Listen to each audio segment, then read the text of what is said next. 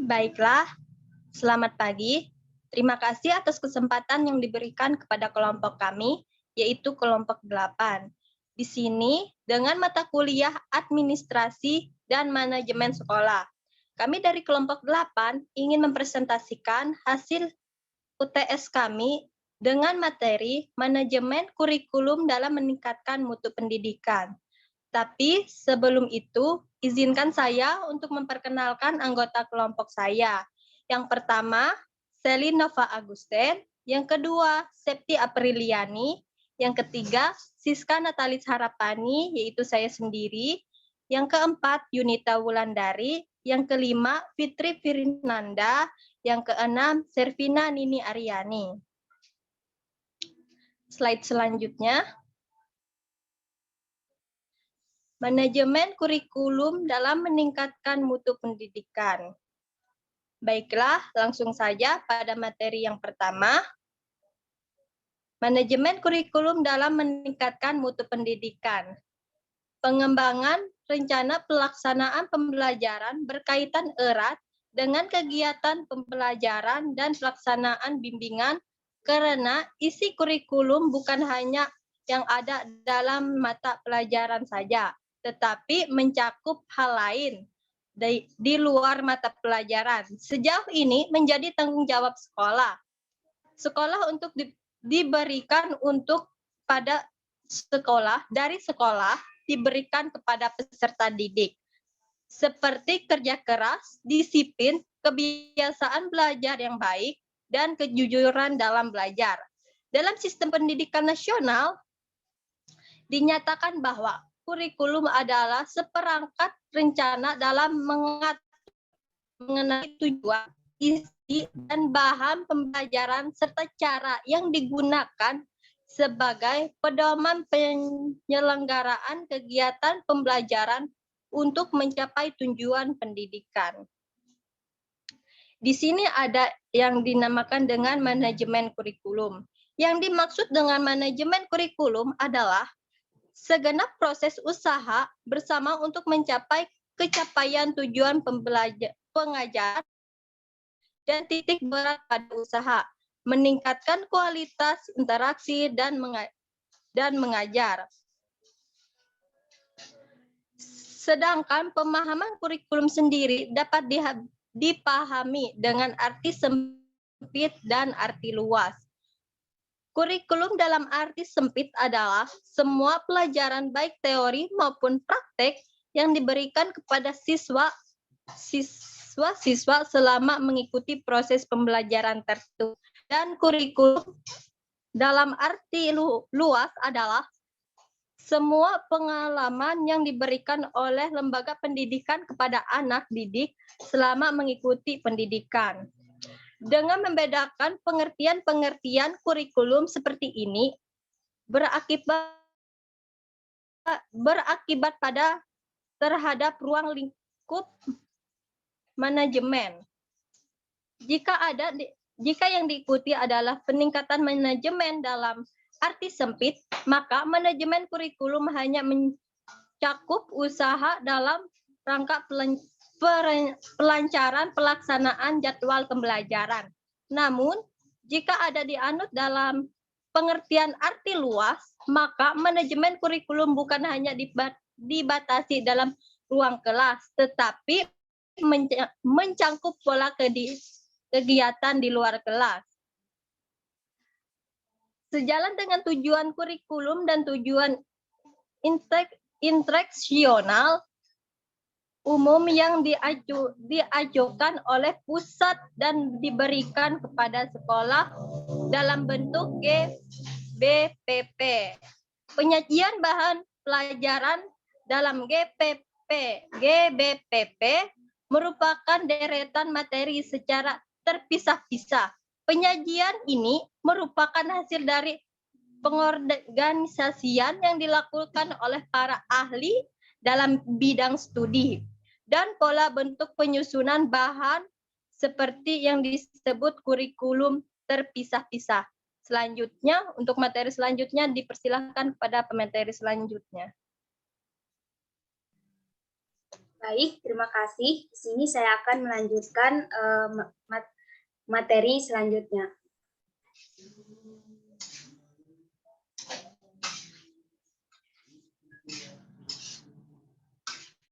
Ada 3 jenis organisasi kurikulum. Yang pertama, kurikulum terpisah-pisah atau separated kurikulum, di mana bahan ajar disajikan secara terpisah-pisah, seolah-olah ada batasan antara bidang studi yang sama di kelas yang berbeda. Yang kedua, kurikulum berhubungan atau correlated kurikulum, yaitu kurikulum yang menunjukkan adanya hubungan antara kurikulum satu dengan yang lain. Yang ketiga, kurikulum terpadu atau integrated kurikulum, yaitu kurikulum yang meniadakan batas-batas antara sidang studi dan menyajikan bahan ajar yang unik. Fungsi dan tujuan manajemen kurikulum.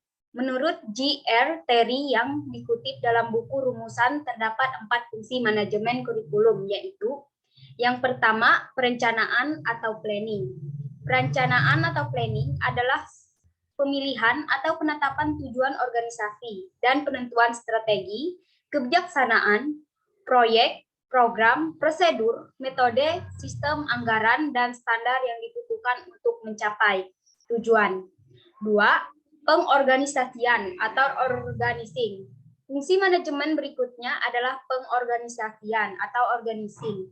Menurut George R. Terry yang dikutip dari buku S. Nasution mengemukakan bahwa pengorganisasian adalah tindakan mengusahakan hubungan-hubungan kelakuan yang efektif antara orang-orang, sehingga mereka dapat bekerja sama secara efisien dan memperoleh kepuasan pribadi dalam melaksanakan tugas-tugas tertentu dalam kondisi lingkungan tertentu guna mencapai tujuan dan sasaran tertentu.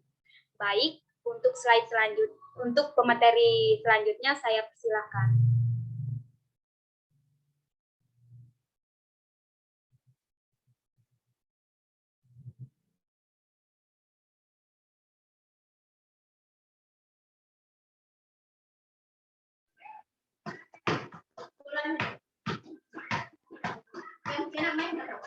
Tiga, pelaksanaan actualing. Dari sebuah rangkaian proses manajemen, pelaksanaan actualing merupakan fungsi manajemen yang paling utama. Dalam fungsi perencanaan dan pengorganisasian lebih banyak berhubungan dengan aspek-aspek abstrak proses manajemen, sedangkan fungsi actuating justru lebih menekankan pada kegiatan yang berhubungan langsung dengan orang-orang dalam organisasi. Dalam hal ini, George R. Terry yang dikutip dalam buku Nasution mengemukakan bahwa actuating merupakan usaha menggerakkan anggota-anggota kelompok sedemikian rupa hingga mereka berkeinginan dan berusaha untuk mencapai sasaran perusahaan dan sasaran anggota-anggota perusahaan tersebut. Oleh karena para anggota itu juga ingin mencapai sasaran-sasaran tersebut. 4. Pengawasan controlling. Pengawasan controlling merupakan fungsi manajemen yang tidak kalah pentingnya dalam suatu organisasi. Semua fungsi terdahulu tidak akan efektif tanpa disertai fungsi pengawasan. Dalam perspektif persekolahan, agar tujuan pendidikan di sekolah dapat tercapai secara efektif dan efisien, maka proses manajemen pendidikan memiliki peranan yang amat vital. Karena bagaimanapun sekolah merupakan suatu sistem yang di dalamnya melibatkan berbagai komponen dan sejumlah kegiatan yang perlu dikelola secara baik dan tertib. Sekolah tanpa didukung proses manajemen yang baik boleh jadi hanya akan menghasilkan kesemrautan lajunya organisasi yang pada gilirannya tujuan pendidikan pun tidak akan pernah tercapai secara semestinya. Dengan demikian, setiap kegiatan pendidikan di sekolah harus memiliki perencanaan yang jelas dan realistis, pengorganisasian yang efektif dan efisien, pengerahan dan pemotivasian seluruh personil sekolah untuk selalu dapat meningkatkan kualitas kinerjanya, dan pengawasan secara berkelanjutan. C. Konsep manajemen kurikulum. Kurikulum di sekolah merupakan penentu utama kegiatan sekolah. Segala aktivitas siswa mengacu pada kurikulum yang ada. Berdasarkan hal tersebut, kurikulum tepat dirumuskan secara perencanaan, pengorganisasian, pelaksanaan, dan evaluasi kurikulum tersebut. Program pendidikan atau kurikuler tersebut, sekolah atau lembaga pendidikan berusaha mendorong siswa agar berkembang dan tumbuh secara tepat sesuai dengan tujuan pendidikan yang telah ditetapkan. Keterlibatan masyarakat ikut andil mengambil bagian penting dalam manajemen kurikulum dimaksudkan agar dapat memahami, membantu, dan mengontrol implementasi kurikulum, mendesain kurikulum, menentukan prioritas kurikulum, melaksanakan pembelajaran, menilai kurikulum, mengendalikan serta melaporkan sumber dari hasil kurikulum, baik kepada masyarakat maupun pemerintah. Kurikulum yang dirumuskan harus sesuai dengan filsafat dan cita-cita bangsa, perkembangan siswa, tuntutan dan kemajuan masyarakat. Pemahaman tentang konsep dasar manajemen kurikulum merupakan hal yang penting bagi para kepala sekolah yang kemudian merupakan modal untuk membuat keputusan dalam implementasi kurikulum yang akan dilakukan oleh guru. Untuk slide selanjutnya akan dibacakan kepada pemateri selanjutnya. Terima kasih.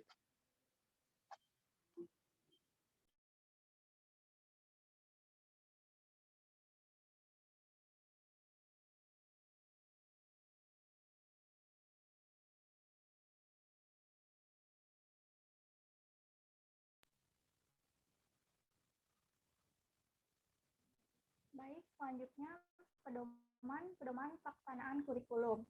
Perencanaan merupakan tujuan pendidikan dan susunan bahan pelajaran. Di samping itu pula, pemerintah pusat mengeluarkan pedoman-pedoman umum yang harus diikuti oleh sekolah untuk menyusun perencanaan-perencanaan yang sifatnya operasional di sekolah. Pedoman-pedoman tersebut antara lain, yang pertama, struktur program. Struktur program adalah suatu bidang pelajaran yang harus dijadikan pedoman pelaksana kurikulum di suatu jenjang-jenjang sekolah.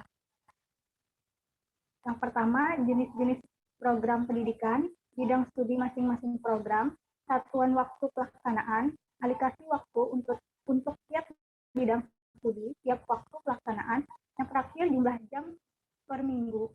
Berdasarkan ini, sekolah dapat menyusun jadwal pelaksanaan yang disesuaikan dengan kondisi sekolah atau tidak menyimpang dari ketentuan yang ada. Yang kedua ada program penyusunan akademik. Yang ketiga, pedoman penyusunan program pembelajaran. Yang keempat, pedoman penyusunan program rencana mengajar. Yang kelima, pembagian tugas guru. Dalam manajemen di sekolah yang sering dilakukan adalah bottom-up policy, bukan top-bottom policy, yaitu menampung pendapat bawahan sebelum atasan mengambil keputusan, atau keputusan didasarkan atas musyawarah bersama. Yang selanjutnya ada segi manajemen dalam pelaksanaan kurikulum. Sebagai batasan pengertian yang dimaksud dengan pelaksanaan kurikulum adalah pelaksanaan mengajar di kelas yang merupakan inti dari kegiatan pendidikan di sekolah. Dalam pelaksanaan pengajaran, guru tidak boleh hanya menyempatkan perhatian pada interaksi proses belajar mengajar saja, namun juga keadaan fisik, ruangan, dan aktivitas kelas tidak boleh luput dari perhatian. Dan harusnya perhatian tersebut sudah dimulai sebelum memasuki ruang kelas. Slide selanjutnya akan dilanjutkan oleh slide pemateri selanjutnya. Terima kasih.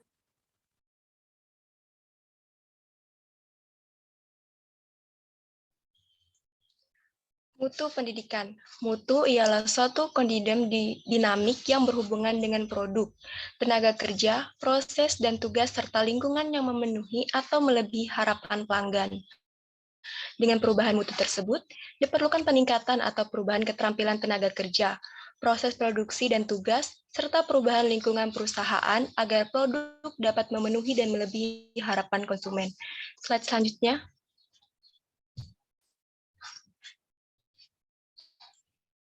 Upaya peningkatan mutu pendidikan di Indonesia. Peningkatan mutu pendidikan pasti, mau atau tidak, pendidikan harus maju agar tidak tertinggal dan terlindas oleh zaman. Peningkatan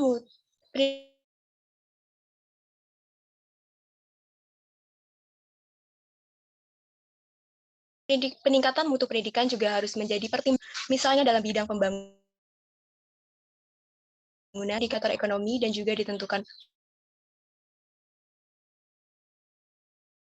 pula oleh mutu sumber daya manusia, bukan ditentukan oleh ada seperti perubahan kurikulum belajar dalam penyelenggaraan pendidikan oleh secara langsung pada proses pengajaran, termasuk mutu pendidikan akan terbentuk. Oleh karena itu, perubahan kurikulum bisa dilakukan dengan penyesuaian pada kebutuhan siswa. Selain perubahan kurikulum, penataan mutu juga hal yang sangat penting untuk memaksimalkan gerakan pendidikan yang tentu akan memimpin bagaimana proses pengajaran atau bisa dilakukan. Untuk mutu pendidikan yang baik, maka dibutuhkan mutu guru yang baik pula. Selanjutnya, pemberian bantuan operasional. Pemberian bantuan operasional baik untuk sekolah ataupun siswa juga menjadi hal yang cukup pendidikan di Indonesia. Bantuan operasional tersebut nantinya bisa dimanfaatkan untuk mendapatkan kelengkapan pendidikan yang lebih baik dibandingkan sebelumnya. Terima kasih. Selanjutnya akan dilanjutkan ke pemateri selanjutnya.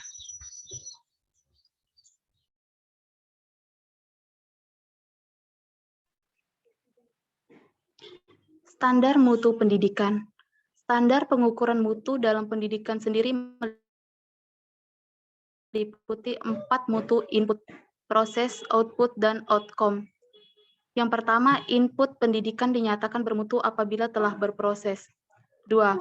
Proses pendidikan bermutu jika mampu menciptakan suasana yang aktif, kreatif, dan juga menyenangkan. Yang ketiga, output. Dinyatakan bermutu jika hasil belajar dalam bidang akademik dan non-akademik siswa tinggi. Yang keempat, outcome. Dinyatakan bermutu apabila lulusan cepat terserap di dunia kerja, gaji yang wajar, dan semua pihak mengakui kehebatannya lulusannya dan merasa puas. Mutu dalam konteks manajemen mutu terpadu atau total quality management bukan hanya suatu gagasan, tetapi suatu filosofi dan metodologi untuk membantu lembaga dalam mengelola perubahan secara sistematik dan totalitas. Melalui suatu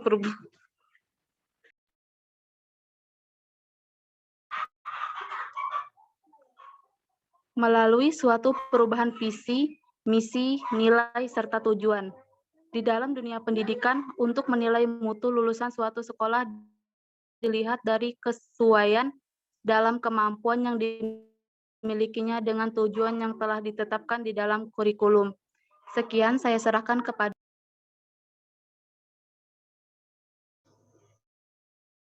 Sekian presentasi yang bisa kelompok kami sampaikan. Saya mewakili anggota kelompok kami, mohon maaf jika ada perkataan kami atau tingkah laku kami yang kurang berkenan. Saya ucapkan terima kasih dan selamat pagi.